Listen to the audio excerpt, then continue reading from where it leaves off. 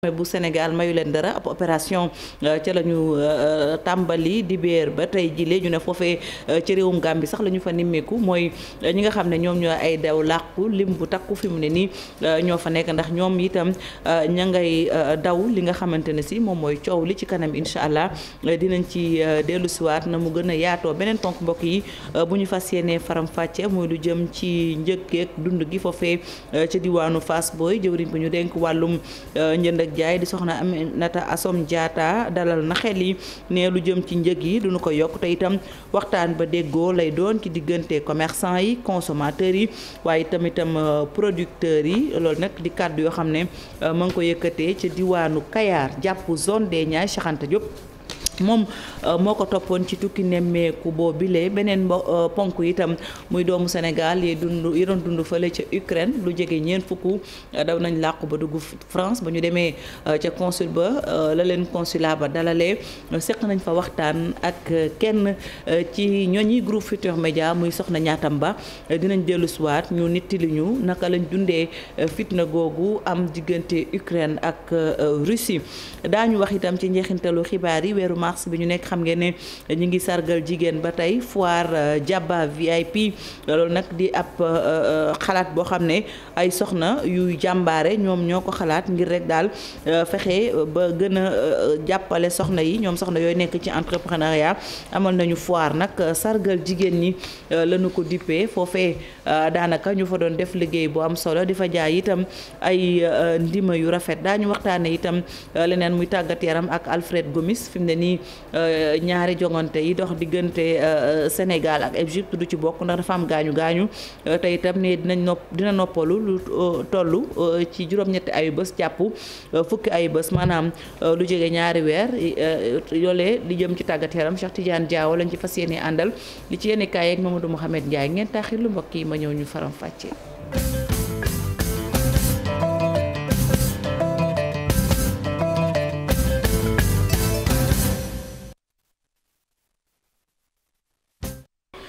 rafetlooti ànd bi ak kóolute bi ci télévision Futurs Médias xibaaru diggu bëccëg gi mbokk yi dañu koy doore ak nanu ko junjee muy woy fipp ya nekk ca Casamance ñoo ñuy Salif Sadio fi mu ne nii armée bu Sénégal mayu leen dara ndax seen base maanaam seen makkaan ñoom armée ba dañu fa àgg nañu sax nag ñu def ko mooy opération boo xam ne dañuy gën a ñoŋal kaaraange gi foofee ci réewum Gambie ñu ne way daw làqu yi fi mu ne nii ña ngay gën a takku ndax dibéer fukki fan ak ñett ci weeru mars ba cong yi amee ba léegi ñoom daal dañoo fab seeni kaake daal di nag wutali réewum Gambie moomee ak fépp fu ñu mën a làqoo ndax dañoo gis ne daal seen kaaraange dañu ko bëgg rawale ci gox yu ñu naan Bujinga nekk nag ca Foni ca wetu Gambie la frontière bi ko dox digganteem ak réewum Sénégal dinañ ci ñëwaat ci suñu yeneen jataayu xibaar. ñu des ba tey ci xibaaru diggu bëccëg gi wax itam ci beneen ponk muy Thierno Diagne mooy maire ab Sindia fi mu ne ni nag dañu ko teg loxo section de recherche bu Saly moo amal li ni mel moom monsieur le maire dañu ko joxoñ baaraamu tuuma ci wàllu mbuxum mu jege ci ñeent fukk ci million ki suñuy koppar mbir na nag soxal na wàllu suuf ndax ña ngay tudd daal lu toll ci juróom-benni hectare yoo xam ne suuf dañ jàpp ne da ko luubal lu ci mën a am dañ ciy ànd ak Abdourahmane Diallo moo ñu toogal foofee ci diwaanu Mbour géej mu indil ñu ci ay leeral.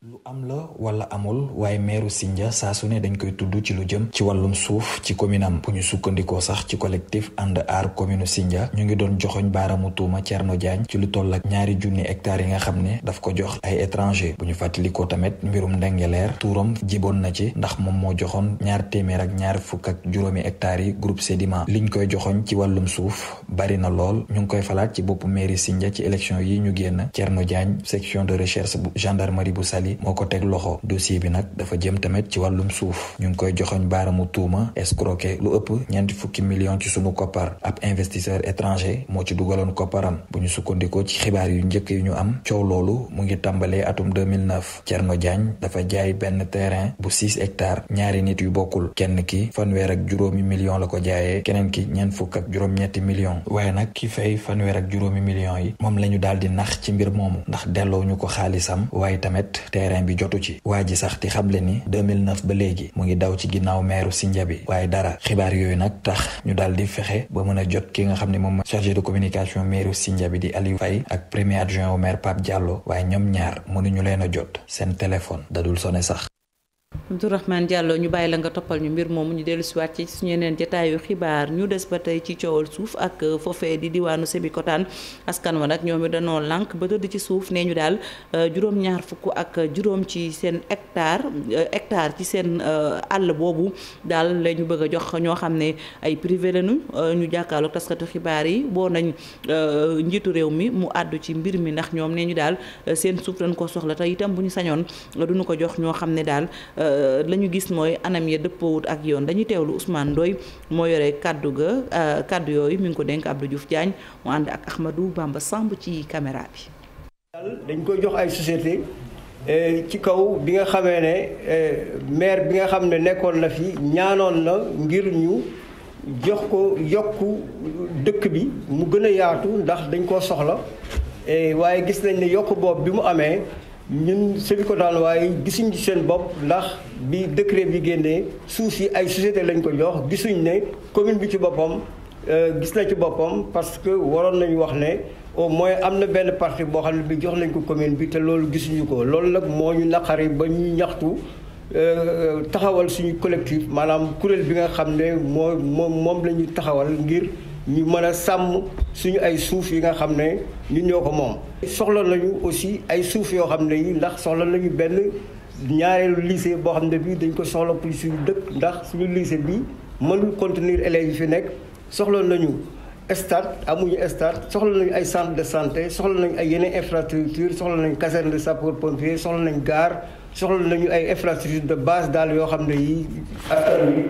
aywa ñu dem ca njàmbur itam wax ba tey ci wàllum suuf ak coow li foofee itam ca gox bu ñu naan artillerie foofu nag ca diwaanu Louga askan wa dañoo takku ba dëgër ndax ñee ñu daal bërëb bañ leen joxoon ñoom seen ASC lañ ko joxoon ña fay footballé seen ab terrain daal dañoo gis ne am na ñoo xam ne dañ caa teg seen i gët te bu ñu artuwul amaana mën nañ koo dagg def ko leneen moo tax askan wa takk seen digg ne mbir mi du ci dal ca diwaanu njàmbur Cheikh na Fall la ñu fay fekk. terrain bi ci atum 1993 la ko municipalité bu Louga dogaloon ASC Ndiangane ñu di fi entraîner waaye jamono yi ñu seetlu ni ay nit a ngi koy compat ci boor yi di ko jaay ay kër. di koy def lu jub doo bàyyi ba guddi ngay ñëw di natt fii ay borne wala ngay samp ay piquet lu logique boo koy def bëccëg nga koy def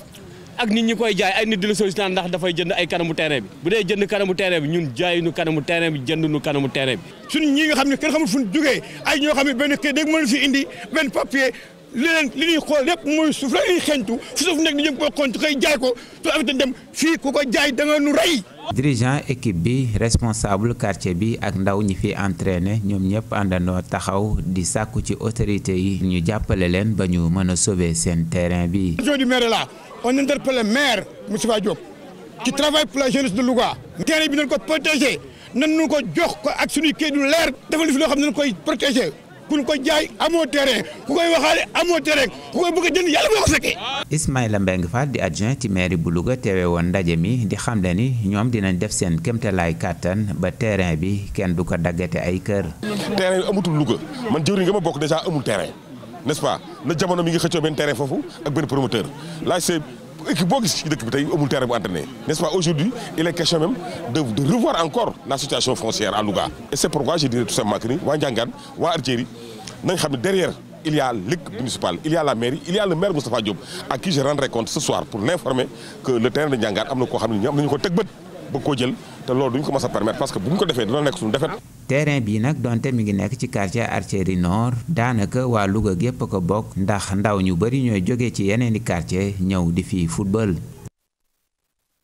sant ko bu baax gërëm ko wax itam ci leneen muy lu jëm ci wàññi askan wi maanaam limub doomu Sénégal yi daal ñu ngi ko jàpp ci atum 2023 foofee ca diwaanu Sédhiou nee ñu lu ëpp juróom-ñetti téeméeri doomu aadama ak juróom fukk ak juróom-ñaar jëlees na leen fa ngir ñu mën a amal boobu lee liggéey dañuy teewlu docteur Abdou Diouf moom nag moo topp ci ki jiite ANSD kaddu yi Bakary Konté ak Xaali Jaame ñoo ko taataan ma ngi ko yëkkatee ca diwaanu Ziguinchor. tey nag dañ fee daje woon ànd ak gouverneuru région bu Sédhiou doon def li ñuy wax CRD boo xam ne dañ ko jagleel juróomeelu recensement bi nga xam ne moom la état wu Sénégal bëgg a def CRD bi nag pour ñun dañ fay daje ngir waxtaan comme ni ko gouverneur waxee sànq ak acteurs yi fi nekk yëpp di services régionaux yi di également acteurs u développement yi fi nekk ci enjeu wu recensement bi ñëw ñaax leen aussi nan lañ ko bëgg a jëmale wax ak ñoom aussi li ñuy xaar ci ñoom jël ci ñoom aussi li nga xam ne moom mooy ay conseils yi ñuy permettre ñu mën a def recensement bi te réussir ko donc comme ni ñu ko defee Sédhiou noonu lañ koy defee ci capitale régionale yëpp suñ ci paree ci recommandation gouverneur dinañ wàcc ba ci département yi dem ba ci arrondissement yi mën a waxtaan ak ñi représentant état ya fa nekk waxtaan ak maire yi collectivités locales yi ak acteurs ya fa nekk muy imam yi ñi nga xam ne aussi ñoo jiite yeneen diine yi donc population yi yëpp wàcc ak waxtaan ak bajanu gox yi ñëpp ñi nga xam ne mën nañu cee jàppale ci sensibilisation ak communication ndax lii ñuy def nga xam ne 2023 lay pare mu nekk succès boo xam ne njëriñu Sénégal yëpp lay doon. aywa ñu wax itam ci Fass Boye ak ponk bi ñu leen junjoon sànq muy jëwriñ bi ñu dénk wàllu jënd ak jaay di soxna Aminata Assome Diatta mu nga woon ca Kayar jàpp zone des Niayes moom nag jëwriñ ji dalal na xel yi lu jëm ci njëg yi askan wi di jëfandikoo ne ak yokku di ca am nguur gi dina def kéem kàttanam ba indi ci saafara loolu nag yëpp dañ koy lal ci waxtaan ba déggoo waxtaan diggante kilifa yi producteurs yi waaye itam askan wi koy soxla ca diwaanu Ceeskaay Anta Diop ak say latiir lañu fay fekk. daanaka tukkim nemmeeku bu mu amaloon ci zone des Niayes jeexale ko fii ci Kayar kii di ministre bu commerce nee na li ko tax a jóg de moom mooy fexe ba jàppale producteurs yi ñu gën a bay ndax li ñuy wax bay dunde mu am solo ci réew mi. objectif président de la république moom mooy fexe ba ñiy dundee li nga xamante ne fii ci suñu réew lañ ko béyee suñu producteurs yi nag amoon nañu ay jafe-jafe xam nañ ni depuis bi pandémie bi duggee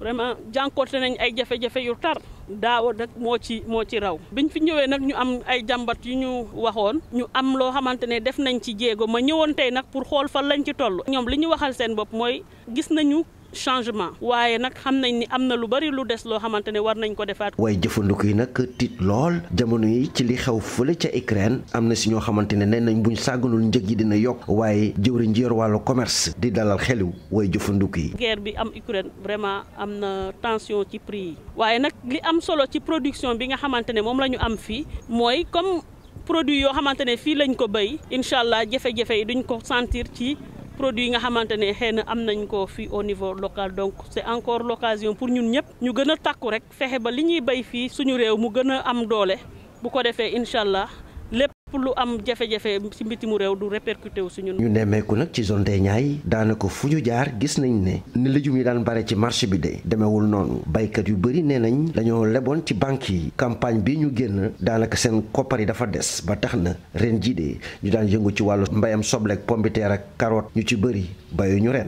Cheikh Anta ñu des ci jabi jógee diwaanu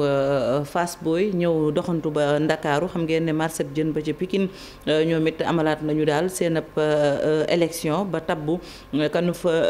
tabboon Mamadou Sow la ñu jiitalaat moom nag ne dina wéyal liggéey ba mu doon amal waaye mi ngi sàkku ci kilifa yi nga la lu jëm ci wàllum canalisation bi ñu gën cee góorgóorlu dañ koy teewlu ay kàddoom Abdoulaye Anne moo ko taataan. taxawaay bi li continuité rek lay doon parce que ñoo fi nekkoon vraiment xëy na bu doxalin bi rafetul woon xëy na gars yi du ñu reconduire mais kon ñun xam nañu déjà yoon bi dañuy ñëw rek teguwaat ci yoon bi continuer ñaan yàlla li nga xam ne moom moo desandi woon ci liggéey bi te am solo lool ñuy interpeller état bi foofu le président Macky Sall en premier lieu le ministre Alioune Ndoye xam nañ seen taxawaay ci Sénégal xam nañ seen taxawaay sur le secteur de la pêche mais xam nañ aussi seen yëg-yëg ci marché central au poisson et acteurs ñu dimbali ñu vraiment ba ñu réaliser suñu liggéey boobu ànd ko suñu directeur c'est-à-dire lu mel ni canalisation c'est-à-dire lu mel ni restaurant yi c'est-à-dire lu mel ni nu mu tudd infirmerie yi ak ay versaires pour les mareyeurs et cetera donc yooyu yëpp état yàlla dogal na ne am na budget bu ñu approuvé ba voté ko à l'Assemblée muy un budget de 2 milliards ñu yaakaar nañu loolu bu ñëwee dinañ ci mën a réaliser lépp luñ ci bëgg a réaliser ñuy ñaan nag vraiment dara bañ koo mën a dévier loolu moom ñu ngi ci interpellé aywa ñu wax itam ci législature yi ñu dëkkmal foofu ca Gossas ña bokk ca Benno Bokk Yaakaar ñoom nee ñu daal la ñu bëgg ren mooy ci législative yi ñu am ñaari député ndax dañoo gis ne benn rek mooy quota bi ñu leen daan jox. Zahra Iyane Thiam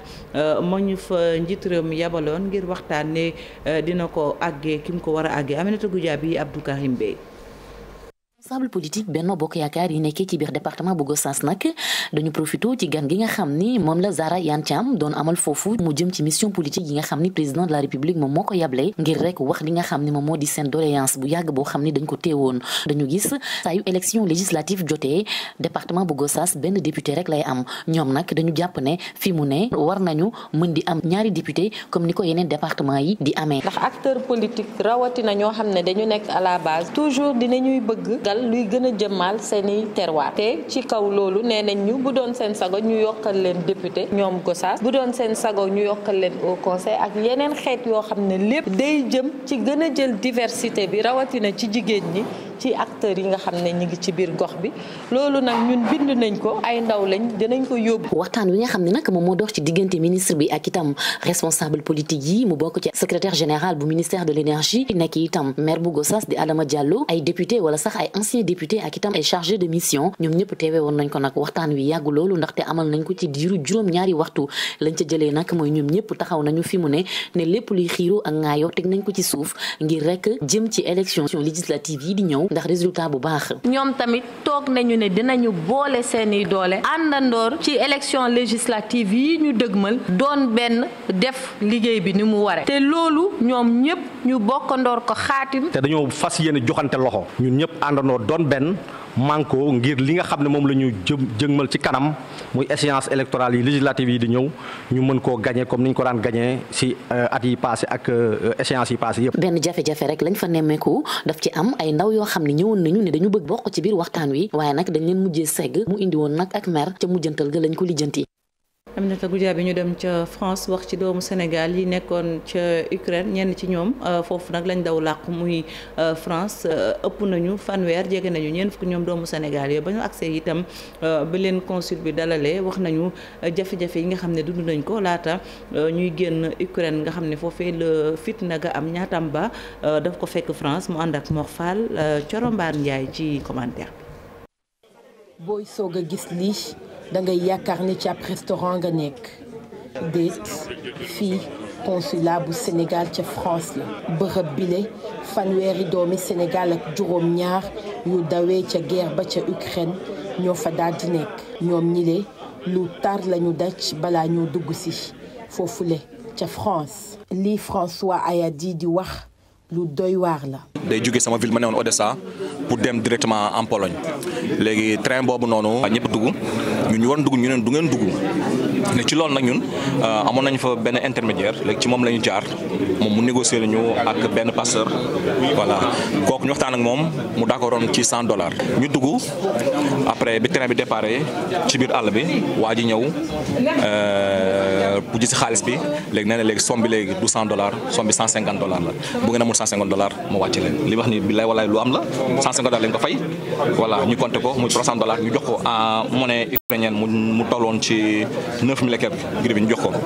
waa ji dem ça fait pas 15 minutes mu ñëwaat mu ne ñu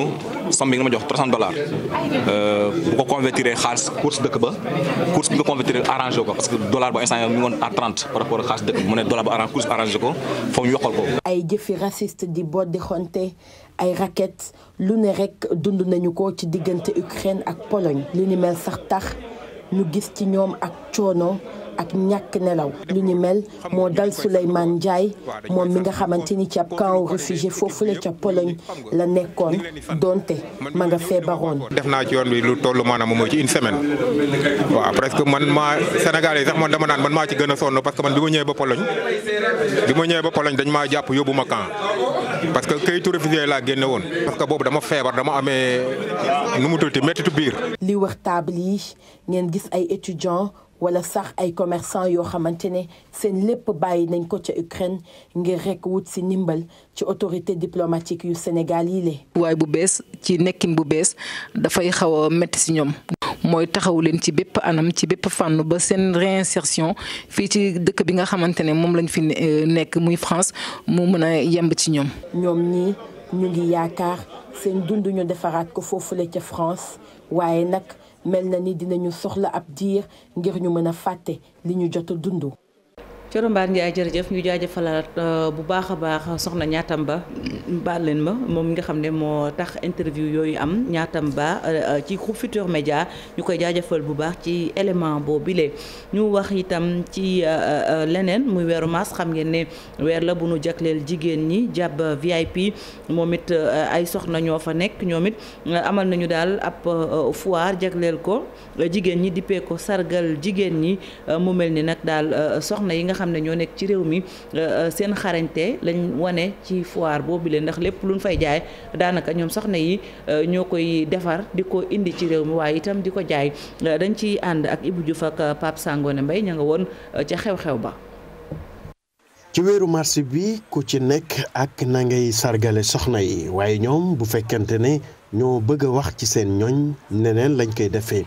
li ñu seetlu ci bile foire nga xamante ne ku fi ñëw di nga gis lu bari te wuute foire bi ñu duppee sargal jigéen ñi. ci soxna yëpp ñu ngi liggéey ku nekk sa spécialité nga fi indi comme boo xoolee foire bi nii ñëpp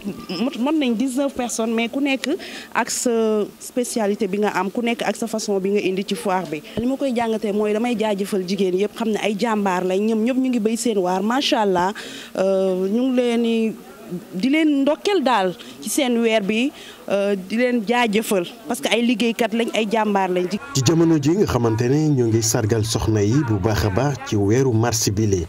loolu tamit tax na ñu taxawal bile initiative ci bile foire ngir fësal seeni liggéey. rafetlu ko te di wax ni ñun mois yëpp suñuy weer lañu parce que du mars rek la ñuy yëngatu ci mois yëpp dañuy yëngatu ñu ngi daan suñu dool di jàppale suñuy borom kër di jàppale suñu famille. ñun daal jigéen ci waax bi rek lañ ko xamee ñun ñuy def entrepreneuriat féminin ñu ngi siy gis suñu bopp parce que da lay promouvoir ba pare day tax li ngay jaay nit ñi xam la bu baax. ci bile foire ku fi ñëw di nga fi fekk loo xamante ne dina la amal njëriñ ndax li ñu fiy fekk bëri na te wuute ba tax na sax ñenn di sàkku rek ci kilifa yi ñu gën a dooleel ñi nga xamante ne ñooy def bile liggéey. jàppale lañu.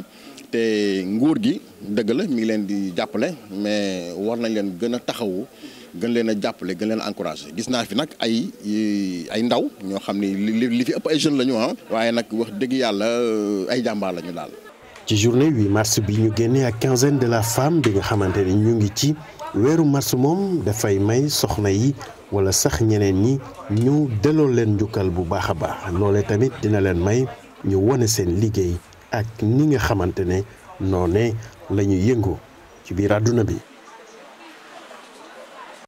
aywa Ibou Diouf ñu jaajëfal ko bu baax a baax yegg si nañ ci tàggat yaram ànd ci ak Cheikh Tidiane Diaw Cheikh maa ngi lay nuyu. mu mel ni Alfred Gomis du bokk ci ñaari jongante yi dox diggante Sénégal ak Égypte ndax gaañu gaañu bu mu amee. waaw gaañu gaañu bu mu am ci loxo loolu nag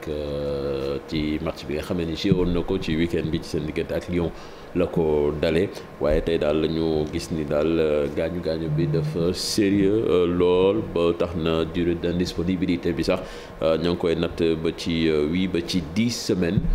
comme ni nga ko waxee nag conséquence immédiate bi mooy Alfred du bokk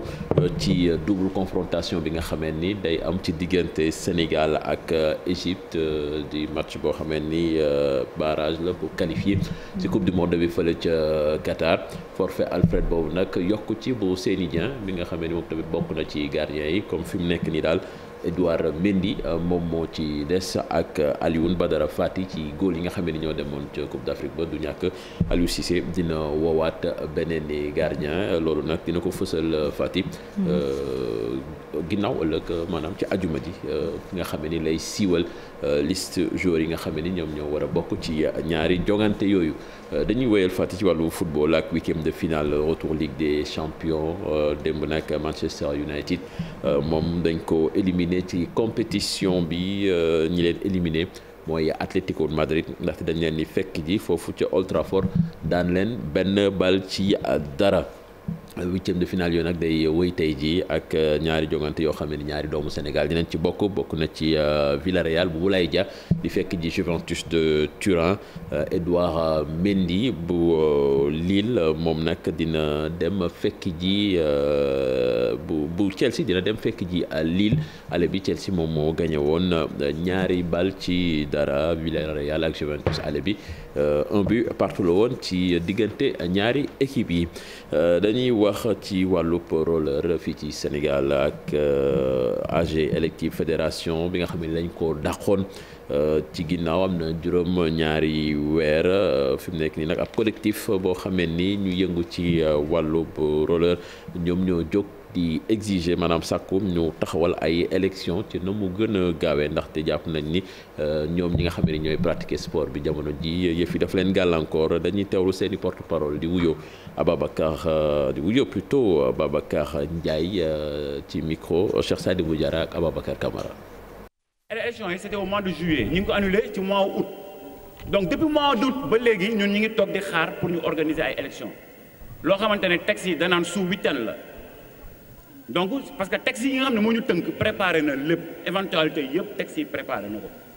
ñun ñuy woote pour ñu respecter texte yi loolu moo ñu poussé ba ñu def jéego yu ñu jot a def ba dindi ay plainte yooyu yëpp loolu pour lan la pour bañ a toogaat yeneen 4 ans yoo xamante ne day rey mouvement bi parce que dañoo toog 4 ans di ko xaar boo xamante ne mauvaise gestion moo fi jaar ak li ñuy convoqué li waral lii yëpp mooy dafa am ay textes yu ñu tënk ñu am ñu fi nekk di jalgati textes yi ñu nag ñuy woote ne textes yi nga xam ne moo ñu tënk ñu ngi koy jalgati te ñoom ñoo waroon taxaw def de sorte que textes yi kenn du ko jalgati donc ñi nga xamante ne ñoo war a taxaw def de sorte que texte bi duñ ko jalgati bi ñuy jalgati textes yi ñun ñii textes yi war appliquer suñu nan la ñu war a def lu ñu def nag nañ ñu comprendre asalaamaaleykum wa rahmatulah. ñu wax ci finale course automobile 6 heures de Dakar Jean Barbara Hazard moom moo gagné course bi nga xamee ni moo ko doomam sax la ko seqaloon Jérémy Hazard ñoom ñaar nag di rafetlu ndam loolu le te bi mooy seen i ñeenteelu victoire ci compétition boobule dañ koy teewlu moom Jean Barbara Hazard ci micro Abdourahmane Diallo. Alors c'est Jérémy et moi-même, et mon fils qui étudie actuellement, que j'ai ramené uniquement pour la course. Et donc on a eu la chance de pouvoir gagner. En fait, il fallait être rapide, régulier et aussi ne pas trop taper dans la mécanique parce que c'est une course d'endurance. Contraire au sprint où on n'a pas de stratégie puisqu'on est totalement à fond, où ça passe, où ça casse. On a vraiment géré comme il fallait, on avait une très belle... voilà ci nasaraan ngeen ko déglu ñuy jéggalu ci version boobule ñu jeexale ko fàtti ak Dakar Université Club ñoom nag duñu bokk ci tournoi bu mujj bi nga xam ne dinañ ko amal ci wàllu basketball Africa League fële ca Kigali ndaxte démb ci seen match de la dernière chance bi ñu seqaloon ak marocain yi di AS Salé dañu leen daan ñoom waa Dakar Université Club 91-86 ba tax ñu mujj ci seeni conférence maanaam conférence Sahara bi nga xam ne ni fii ci Ndakaaru lañu ko doon amale. jërëjëf Cheikh Tidiane xibaaru tàggat yaram yi buur na ñu jaajëfal la bu baax ñëw ci ponk bu mujj li ci yéene kaay ak la ñu xëyee ànd ci ak Mohamed Ndiaye.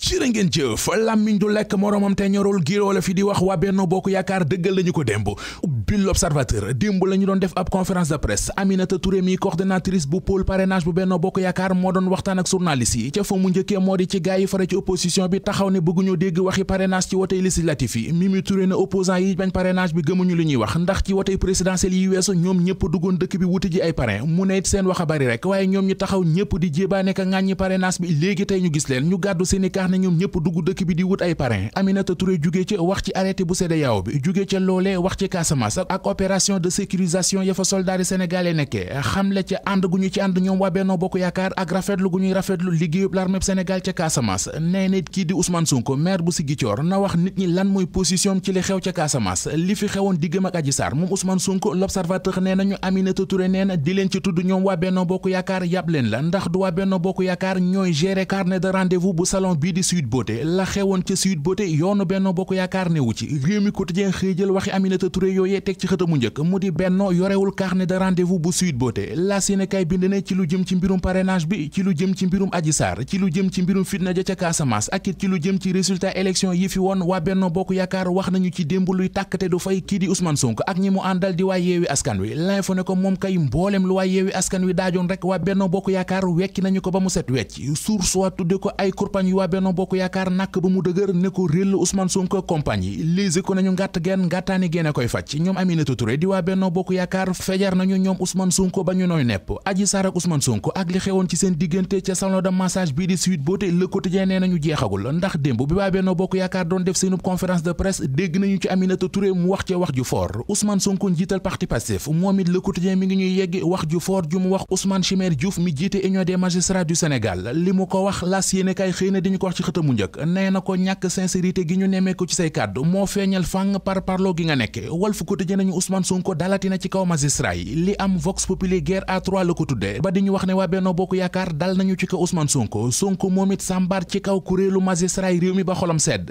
ki xolam neexul ci li xew ca Kaolack Direct News nee nañu moo di Macky Sall ba mu fa demee keroog ci la dajale woon mboolem responsable yi Benno Bokk Yaakaar ci l'hôtel bu nekk ci dëkk ba sàmbar ci seen kaw loolok loolu yéenekaay bi dañu dem na ba naan leen arrêté leen seen tàccu yi tàccu waru leen ndax gañewu leen fi tus bu gàcce doon rey kon tey ji war ngeen a dee Ahmed Youssouf Benjalou daal yéenekaay bi nee nañu moom la fa président Macky Sall félicité moom mi gagné département bu Kaolack ndax nee na mooy ki sauvé Benno moom mi jiite Benno di Macky Sall La Tribune nee nañu li ko teree nelaw jamono ji moo di mbiri liste parallèle ci élection législative yi li ko daloon ci élection locale yi ndax ay liste parallèle loolee lay bañ mu dalaat ko ñu dali ci la témoigné xooli fa xibaar bi nar a tiital njóobeeni réew mi moo lii ci réew mi mu di nappkat yi ñooy bëgg a amal géréw ñetti fan licence de pêche yi ñuy daggal batoy bitim réew yi di leen bàyyi ñoom nappkati réew mi ak ni jën ñàkkee ci réew mi yéenekaay bi nee nañu loolee moo leen ñulug ba tax ñu ne dañuy wane seen bopp musiba mbab ba kumba ci boppam Source A nee nañu tuuti ko noon ñu gis ko ci unité 24 ba ca Parcelles Assainies ubbil yéenekaay bi dafa am anniversaire bu fa amoon ñu gis fa ay góor yu sol yére jigéen bëggoon a organiser ab tànn biir ca wetu jàkkay unité 24 waa koñ ba ne leen du ci dal ñu nekk ci ay xeexoo ba ñu bari jële ci ay gaañu